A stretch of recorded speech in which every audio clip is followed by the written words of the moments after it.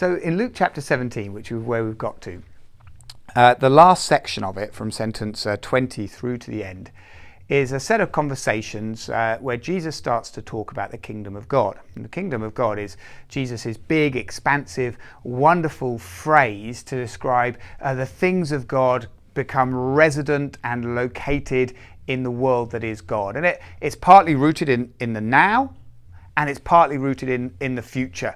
And there's a kind of paradigm, an overlapping, a merging of the two. It's not simply just a future event. It's not just trying to live in a way that God would want now. It's both and all at the same time. It's as I say, it's very expansive. It's very all-encompassing of every aspect of life, this idea of the kingdom of God. And it's beautiful, and it's wonderful, and it's challenging, and it's just, and it's loving, and it's compassionate, and it should thrill us, and it should excite us, and it should resound with the purest and most beautiful parts that God has given us in our own souls and our own minds. And from sentence 20 through to 37, 38, the rest of the chapter, is Jesus kind of teaching a little bit about it.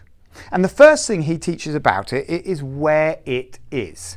Have a listen to what he says. Once, on being asked by the Pharisees when the kingdom of God would come, Jesus replied, "The coming of the kingdom of God is not something that can be observed, nor will people say, 'Here it is,' or 'There it is,' because the kingdom of God is in your midst," or much more literally, is within you. Now, isn't that shocking?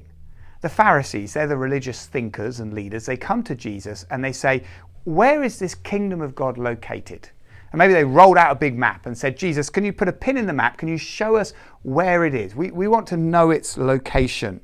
And Jesus literally says the kingdom of God is not something that can be observed, pinned down.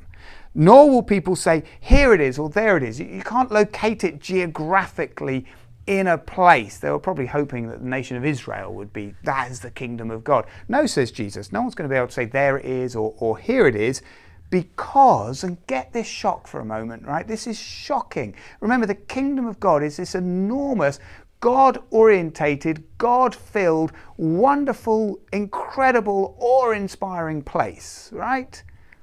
Because the kingdom of God is within you. Is within you. And therefore it's located wherever you go.